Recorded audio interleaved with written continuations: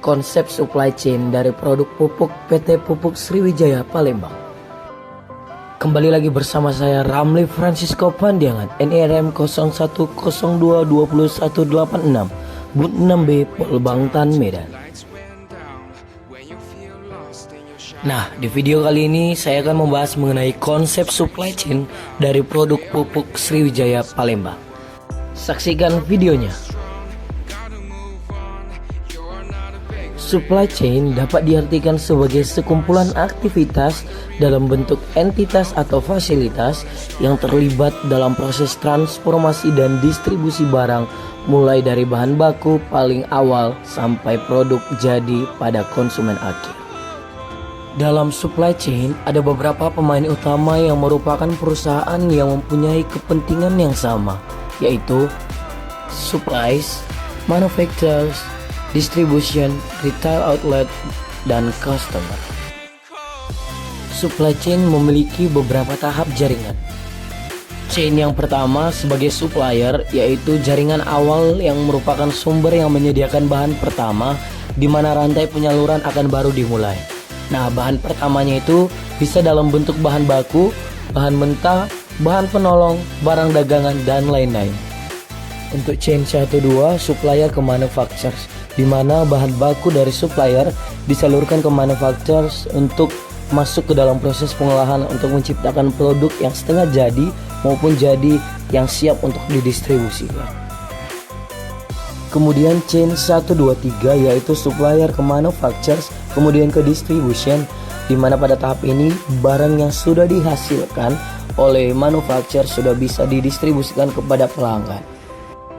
Tahap chain 1-2-3-4 yaitu supplier ke manufacturers, kemudian ke distribution dan retail, di mana pada tahap ini pedagang besar mempunyai fasilitas gudang sendiri sebagai tempat penyimpanan sebelum disalurkan ke pedagang kecil. Atau chain 1-2-3-4-5 yaitu pada tahap supplier ke manufacturers, kemudian distribution, kemudian retail dan outlet atau customer.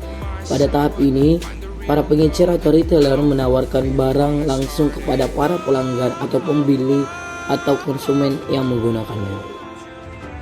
Tujuan utama supply chain management adalah yang pertama, penyerahan atau pengiriman produk secara tepat waktu demi kepuasan pelanggan. Yang kedua, mengurangi biaya. Yang ketiga, meningkatkan segala hasil dari seluruh supply chain dan bukan hanya satu perusahaan saja. Keempat, mengurangi waktu. Dan yang kelima, memusatkan kegiatan perencanaan dan distribusi. Nah, konsep supply chain sendiri yang ada di PT Pusri Palembang tentunya menjalin kerjasama dengan pemasok atau mitra, baik pemasok barang maupun jasa. Sebagai salah satu perusahaan BUMN, Pusri membagi pemasok menjadi dua kelompok utama, yaitu pemasok barang dan jasa. Berdasarkan letak geografisnya, Pusri membedakan pemasok menjadi tiga kategori. Yang pertama, pemasok lokal, pemasok yang berada dalam satu provinsi dengan kantor operasional yang dimiliki perusahaan. Kedua, pemasok nasional, yaitu pemasok yang berdomisili di luar provinsi atau lintas provinsi. Untuk yang ketiga, pemasok luar negeri, yang dimana pemasok yang berada atau berasal dari luar Indonesia. Berikut adalah tahapan rantai pemasok produk PT Pusri.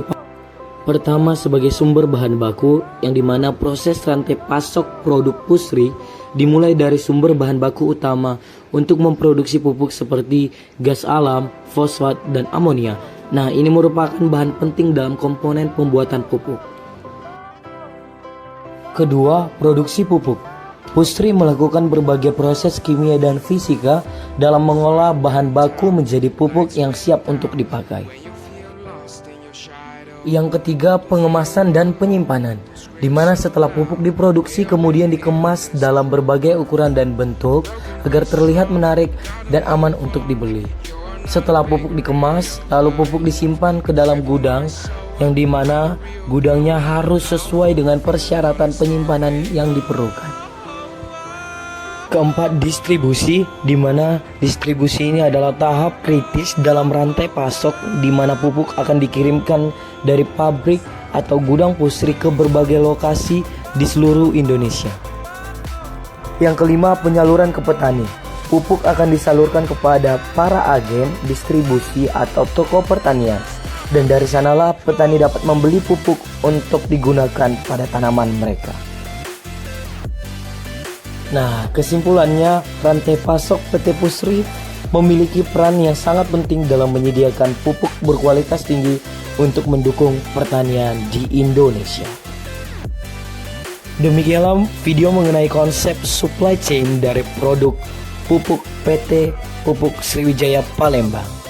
Oke, thanks for watching. Jangan lupa like, comment, share, and subscribe sebanyak-banyaknya. Bye-bye.